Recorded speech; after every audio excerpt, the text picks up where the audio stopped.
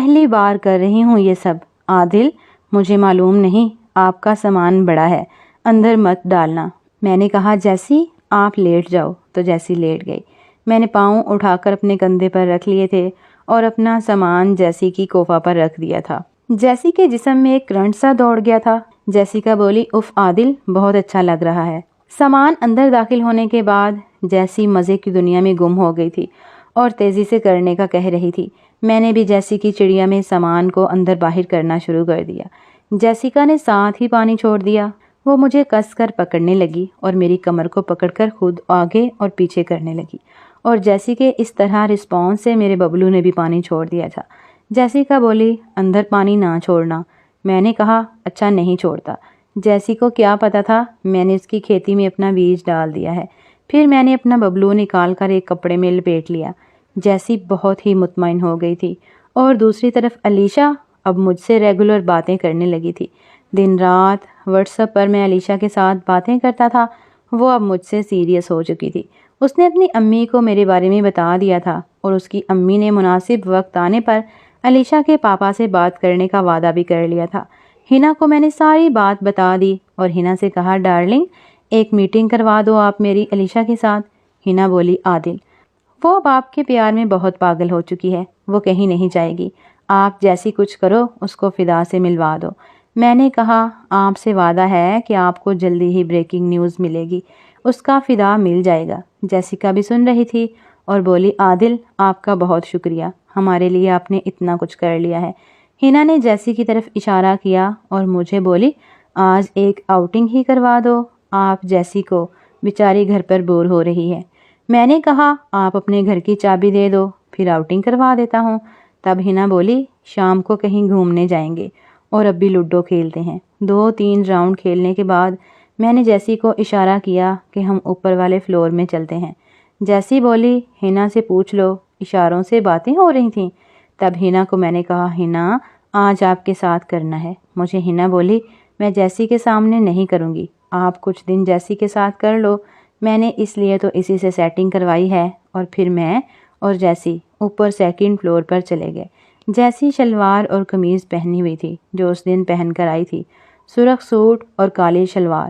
ہم روم میں پہنچ کر ایک دوسرے کو کس کرنے لگے۔ جیسی اب مجھ سے کافی فرینک ہو چکی تھی۔ جیسی بولی، عادل آج مجھے خدمت کا موقع دے دو، میں آپ کو پیار کروں گی۔ اس دن آپ نے بہت ہی پیار دیا تھا اور بہت ہی بولڈ ہو آپ نے اس دن جو کیا، ساری رات اسی کے خیال آتے رہے۔ آج جیسی نے سارا کچھ خود کیا تھا، مجھے کچھ بھی کرنے کی ضرورت نہیں پڑی تھی۔ اگلے دن آصف سندیلا کا فون آیا۔ شیخو پورہ سے اس نے فضا کو ڈھونڈ لیا ہے۔ سندیلا صاحب سیاسی اثر و رسوخ والے لوگ تھے۔ ان کا تعلق پاکستان کے مشہور سیاسی پارٹی نون لیگ سے تھا، اور اسی رسوخ کی وجہ سے آصف سندیلا نے فضا کو اپنے ڈیرے پر بلا لیا اور پھر ہم کو اطلاع دی۔ اطلاع رات کے ٹائم ملی تھی، اس لیے صبح جلدی جانا تھا۔ اگلے دن علی بھائی کے چھوٹے بھائی کی شادی تھی۔ شادی لاک ڈاؤن کی وجہ سے بہت ہی سادہ سے انجام دینے کا پروگرام تھا۔ کل ملا کر 40 مہمان تھے اور 11 بجے بارات تھی۔ سٹیج سج گیا تھا اور سارے کزن ڈانس کر رہے تھے۔ عامر بھائی میرا بہت ہی اچھا کزن تھا جس کی شادی تھی۔ سب لوگ مجھے ہی بول رہے تھے کہ عادل آپ بھی کوئی ڈانس دکھا دو۔ مجھے تو شوق نہیں تھا ڈانس کا، پر بھارتی اداکارہ گووندا کی کاپی کر لیتا تھا۔ 1-2 کزن کی شادی پر پروگرام میں میں نے گووندا کے گانوں پر ڈانس بھی کیا تھا۔ آج بھی فرمائش تھی کہ کچھ خاص ہو جائے۔ جیسیکا، ہنا، میری بھابھی، بھائی ارسلان اور بھائی عامر سب بول رہے تھے۔ میں نے کہا، میرے ساتھ کون سی لڑکی ڈانس کرے گی؟ تب جیسیکا بولی، عادل میں ڈانس کروں گی آپ کے ساتھ۔ اور پھر سب بیٹھ گئے اور ہم ڈانس کرنے لگے۔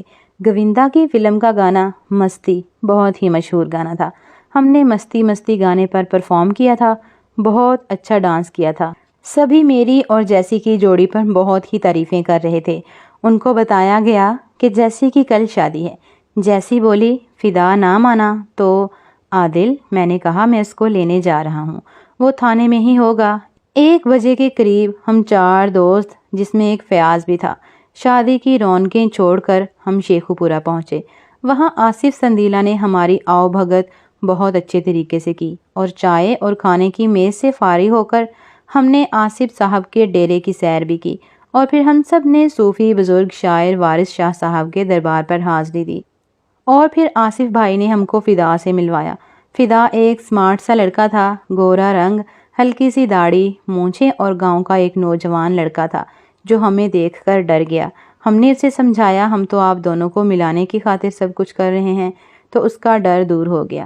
فدا اپنے سامان کو پیک کرنے لگا، تب آصف بھائی نے فدا کے باپ کو بلا لیا، اس کو دھمکی دی کہ اگر انہوں نے فدا اور جیسی کا جینا حرام کیا تو ان کا جینا حرام میں کر دوں گا، اور ساری باتیں کنفرم کر کے ہم فدا کو لے کر تھانے آ گئے۔ فدا کا باپ بھی ساتھ تھا، اور تھانے آ کر ان کو بولا گیا کہ لڑکی کو اپنانا ہے یا آپ پر مقدمہ درج کیا جائے۔ تو ہم سے فدا کے ابا نے کہا بھلا لڑکی کا کیا قصور ہے، ہم نے اس کو سزا دی اور ہم معافی چاہتے ہیں، آپ جاؤ فدا اور جیسی کی نکاح کی تیاریاں کرو۔ میں گھر آ کر جیسی کو بولا کہ فدا مل گیا ہے، آپ کا اس کے ساتھ نکاح ہے، جلدی سے تیار ہو جاؤ۔ تب ہنا نے کہا آپ یہ لو چابیاں، اور میرے گھر اس کا بیگ پڑا ہوا ہے، وہ اٹھا لو، جیسی کو ساتھ لے جاؤ۔ اور پھر ہم ہنا کے گھر پہنچ گئے۔ وہاں جا کر جیسی نے بولا عادل آپ کا احسان ہے مجھ پر، آپ نے جو کیا وہ اپنے نہیں کرتے، اور پھر میرے گلے سے لگ گئی۔ ہم ہنا کے بیڈ روم میں چلے گئے۔ جیسی جاتے جاتے ایک دفعہ پھر کھلوانا چاہتی تھی، جس کا میں نے فائدہ اٹھایا، اور پھر جیسی کے پاؤں اٹھا کر میں پھر سے شروع ہو گیا۔ یہ الوداعی تھی۔ جیسی نے کہا عادل اب بے شک آپ اندر ہی فری ہو جاؤ، مجھے فدا کے ملنے کی بہت خوشی ہے۔ میں نے ایسا ہی کیا، دوبارہ جیسی کی شاندار کھدائی کی، اور بعد میں جیسی فریش ہونے چلی گئی۔ میں اور وہ ایک ساتھ نہائے، اور پھر جیسی کو ایک خاص پاؤڈر دیا اور اس کو بولا کہ اس پاؤڈر کو اپنی کوفہ پر اچھی طرح سے لیپ کر لو، آپ کی سیل کا کسی کو پتہ نہیں چلے گا۔ سارے انتظامات مکمل کر کے ہم علی بھائی کی بتائی ہوئی جگہ پر پہنچے۔ ان دونوں کے نکاح کا بندوبست کیا گیا۔ نکاح ایک چھوٹے سے ہوٹل میں کیا گیا۔ ٹوٹل 12 بندے تھے۔ جیسی کو فدا سے ملوانے پر دونوں نے میرا شکریہ ادا کیا، اور جیسی لال سرخ جوڑے میں ملبوس تھی۔ جیسی کا اسلامی نام زینب رکھا گیا۔ جیسی کو شاندار طریقے سے سب نے نکاح کے گفٹ دیے، اور فدا کو سب نے سمجھایا، اور اس کے باپ کو بھی کہا کہ جیسی کو اپنی بیٹی بنا کر رکھنا۔ میں نے بھی جیسی کو برائڈ ڈریس گفٹ کیا، جس کو وہ نکاح کے وقت زیب تن کر کے دلہن بنی ہوئی تھی۔ جیسی نے جانے سے پہلے ایک بار پھر شکریہ کہنے کے بہانے میرے گلے لگ گئی اور رونے لگی۔ بیچاری سب کچھ ہمیں ہی سمجھ رہی تھی۔ میں نے کہا جیسی کوئی پریشانی ہو تو ہمیں لازمی بتانا۔ روتے ہوئے چپ کر کے کار میں بیٹھ گئی، اور فدا کو بھی یہی بتایا گیا۔ ان دونوں کو نکاح کے فوراً بعد رخصت کر دیا گیا۔ میں نے جاتے وقت ان کے موبائل نمبر لے لیے تھے۔ ہم نے یوں ان کی جوڑی ادھوری کہانی شادی میں بدل دی تھی، اور فیس بک کی دوستی کام آ گئی۔ آصف صاحب نے بہت محنت کی فدا کو ڈھونڈنے میں۔ جاتے وقت فدا مجھے اور علی بھائی کو ولیمے کی دعوت دے کر گیا، جسے ہم نے قبول کر لیا۔ جیسی کا آج ولیمہ تھا، اس کا فون آیا۔ اس نے کہا میں آج بہت خوش ہوں، مجھے میرا پیار مل گیا ہے۔ عادل آپ سب کا شکریہ، پر آپ ولیمے پر نہیں آئے۔ میں نے کہا جیسی آج عامر بھائی کا ولیمہ بھی ہے، گھر میں کافی مہمان آئے ہوئے ہیں، آپ سناؤ فدا کی فیملی نے آپ کے ساتھ تعاون کیا یا نہیں؟ تب جیسی بولی اب مجھے زینب بولا کرو، اور فدا کی فیملی نے مجھے اپنا لیا ہے، سارے ادھر بہت خوش ہیں۔ باتیں کرتے کرتے مجھے جیسی نے آواز دی عادل ادھر آؤ۔ میں گیا تو عامر کو باہر اس کی دلہن کے ساتھ بٹھا کر کھانا کھلوانے کی رسومات شروع ہو گئیں۔ اکثر خاندانوں میں رواج ہوتا ہے کہ دلہا اور دلہن کا گانا کھولنے کا مقابلہ ہوتا ہے۔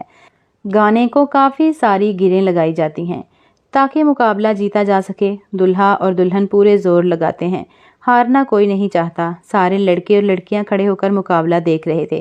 میں بھی ان کے درمیان جا کر کھڑا ہو گیا اور بہت پرجوش تھا۔ اس ساری پارٹی کو دیکھ کر میرے آگے ایک لڑکی کھڑی تھی، اس نے لہنگا پہنا ہوا تھا، میں اس کے پیچھے کھڑا تھا۔ رش زیادہ ہونے کی وجہ سے ہم لوگ بہت پھنس چکے تھے۔ عامر بھائی نے پہلے بھابھی کے گانے کی ساری گرہ کھول کر دکھا دیا۔ سارے شرکا تالیاں بجا کر عامر بھائی کو داد دینے لگے۔ تب وہ لڑکیاں تالی بجاتے ہوئے تھوڑا پیچھے ہو گئیں۔ پیارے ناظرین، اس کی اگلی قسط دیکھنے کے لیے ہمارے چینل کو سبسکرائب کیجئے اور بیل آئیکن کو کلک کیجئے تاکہ ہماری نئی آنے والی قسط آپ کو آسانی سے مل سکے۔ شکریہ۔